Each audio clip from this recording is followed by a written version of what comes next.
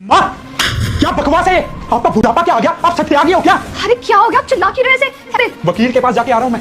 इन्होंने मेरे खिलाफ नोटिस भिजवाया, मुझे केस किया इन्होंने मेरे ऊपर। क्या केस किया? मैं कुछ समझी नहीं, किस चीज का केस किया आपने इन पे? अरे आप क्यों किया केस आपने इन पे? क्या सिर्फ टाइम पे खाना देने से या घर में रखने से एक माँ का कर्ज चुक जाएगा? तो और कैसे कर्ज उतारे आप? बेटा मैं सिर्फ इतना चाहती हूँ कि इसके जन्म से लेकर अब तक मैंने इस पर जो भी खर्च किया है, मुझे वो कर्ज वापस चाहिए। क्या आप पागल हो गए हो क्या? कैसी माँ हो आप? अरे कौन सी माँ अपने बेटे की परवरिश की कीमत मांगती है? सठिया गई हो क्या? रहने दो रिया, अगर माँ को यही मंजूर है ना तो यही सही। मैं आपको ऐसे ही दे देता। ये केस वेस करने का ड्रामा क्यों ही किया? कमाल है, मान गया। वैसे आप जैसी माँ होने से तो अच्छा है ना कि इंसान की माँ ही ना हो। शाबाश माँ, बहुत अच्छे। रिया एक काम करो, जाओ जाके ना चेक लेके आओ। हाँ बेटा, अब तू बड़ा आदमी बन गया है ना, बहुत बड़ा बिजनेसमैन बन गया है। ठीक है माँ, बताइए कहाँ कहाँ और आपने कितना खर्च किया? एक फाइल दे दूंगा आपकी। जब तू पैदा होने वाला था ना, तो डॉक्टर ने मुझे साफ मना कर दिया था मैं अपनी जान पर खेल कर तुझे जन्म दिया।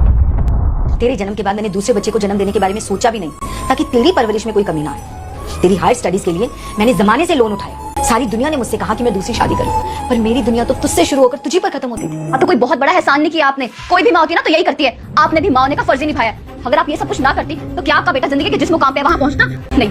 अरे आपका बेटा जितना बड़ा आदमी बन गया तो आपकी नीयत फिसल रही है। अब अपने बेटे से अपना कर्ज मांग रही है। नियत तो बहू मेरी कुछ और ही थी।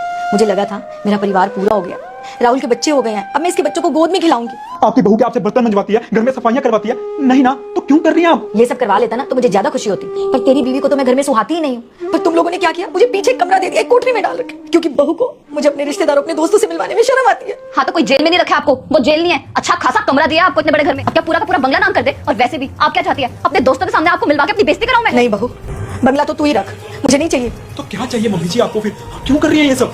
आगे जो हुआ उसे देखने से पहले रुक जा बेटा, मुझे देखकर इग्नोर मत करना। इस बार जो भी एग्जाम में पास होना चाहता है मैं उसे पास कर दूंगा, लेकिन तुम्हें भी मेरा एक काम करना होगा। इस वीडियो को लाइक, चैनल को सब्सक्राइब करना होगा और जाते जाते कमेंट में हर हर महादेव लिख देना। बेटा मुझे तो बस तेरा थोड़ा सा टाइम चाहिए, बस तो थोड़ी देर मेरे पास आके बैठ जाकर मुझसे कुछ बातें कर लिया कर। पराई नहीं हूँ, माँ हूँ तेरी। बस अब बुढ़ापे में तू मुझे खाना खिला दिया कर। समझ गया माँ मैं कि आप मुझे क्या समझाना चाहती हैं। हम बच्चे भी आजकल कितने पागल हो चुके हैं ना। ये दुनियादारी का झूठा दिखावा, ये झूठे पैसों का घमंड, ये सब हमारे दिमाग में इतना हावी हो चुका है कि हम अपने माँ बाप को भूलते ही जा रहे हैं। आपको बुलाना भी आजकल हम जरूरी नहीं समझते हैं, आपके पास रहना भी हम लोग जरूरी नहीं समझते हैं। मुझे माफ कर दीजिए माँ, मैं समझ चुका हूँ कि आप मुझे क्या समझाना चाहती हैं। आज के बाद मैं और मेरा टाइम आपका होगा। मुझे माफ कर दीजिए, मुझसे गलती हो गई।